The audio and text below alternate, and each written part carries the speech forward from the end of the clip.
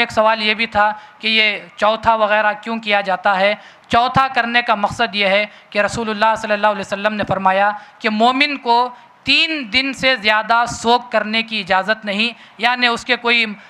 متعلقین میں کسی کا انتقال ہو جاتا ہے تو مومن 3 دن سے زیادہ سوگ نہیں کرتا، تو اس وجہ سے تیسرے دن، بعض مقامات پر چوتھے دن گھر میں کھانا وغیرہ بنا کر یہ اعلان کیا جاتا ہے کہ آج ہمارے گھر میں سوگ ختم ہو گیا، تو اس وجہ سے وہ زیارت بھی کی جاتی ہے، کھانا پکا کر سوگ ختم ہونے کا اعلان بھی کیا جاتا ہے۔ اور جو چہلم کیا جاتا ہے وہ چہلم حقیقت میں رسول اللہ صلی اللہ علیہ وسلم کی احادیث میں بھی آیا ہے کہ آپ نے فرمایا کہ جب کسی کا انتقال ہوتا ہے تو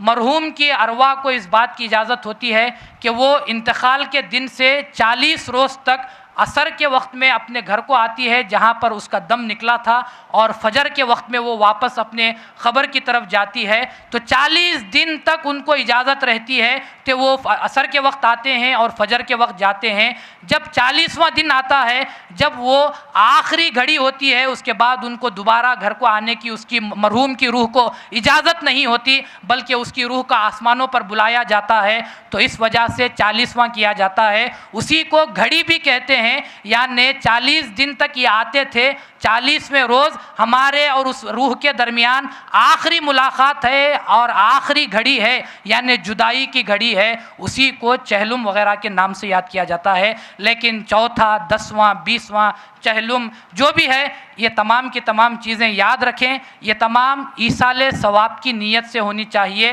لوگوں کو دکھانے کے لیے، خوش کرنے کے لیے کہ میں نے پورے گاؤں کو کھانا کھلایا۔ یاد رکھو، اس سے تمہاری عزت میں اضافہ ہوگا، مرحوم کو کوئی فائدہ ہونے والا نہیں ہے۔ مرحوم کو فائدہ کب ہوگا؟ جب ایسا آدمی کھائے گا جس میں فقر و فاقہ ہے، جو مسکین ہے، جو غریب ہے، جو یتیم ہے، جس کے پاس کھانے کے لیے کچھ بھی نہیں، جو بھوکا ہے، اس کو کھلاؤ تو میت کو فائدہ پہنچے گا، مرحوم کو فائدہ پہنچے گا۔ اگر پورے گاؤں کو اپنی شان بتانے کے لیے کھلاؤ تو جینے والوں کو فائدہ ہوگا کہ لوگ تعریف کریں گے کہ کتنی عظیم بڑی دعوت کی تھی کہ پورے گاؤں کو کھلایا گیا۔ لیکن خدا را اپنی عزت بڑھانے کے لیے نہیں، مرحوم کو ثواب پہنچانے کے لیے کام کرو۔ ایصال ثواب کا یہی مقصد ہے۔